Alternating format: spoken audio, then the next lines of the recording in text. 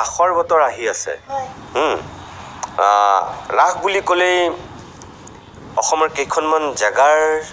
নাম মানুহৰ চকুৰ আগত ভাহি উঠে এক নম্বৰতে চাগে মাজুলী মাজুলীত এতিয়া মানে বহুত প্ৰস্তুতি চলি আছে ৰাসৰ বহুত প্ৰস্তুতি চলি আছে গতিকে এটা ৰাসৰ গীত যদি মই তোমাক গাবলৈ কওঁ পাৰিবানে পাৰিম পাৰিবা মুখস্থ আছেনে চাই গাব লাগিব মুখস্থ আছে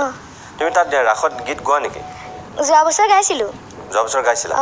তোমাৰ দেউতাই বোলে ৰাসত ক'ৰবাত সংগীতৰ মানে পৰিচালনা কৰে সংগীত পৰিচালক হিচাপে তেওঁ থাকে আমাৰ মাজুলীৰে বনগাঁৱত থাকে দেউতা প্ৰতি বছৰে থাকে আচ্ছা ঠিক আছে তুমি এতিয়া এটা ৰাসৰ গীত গোৱা মই মানে এই ৰাসৰ গীতটো যেতিয়া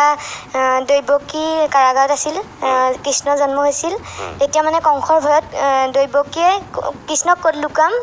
বুলি মানে কৃষ্ণ আৰু দৈৱকী মানে ভাবিছে আৰু কি কৰিম এতিয়া সেই ভাবাটোক লৈ মানে মই দৈৱকীয়ে গাইছে মই ঠিক আছে জয়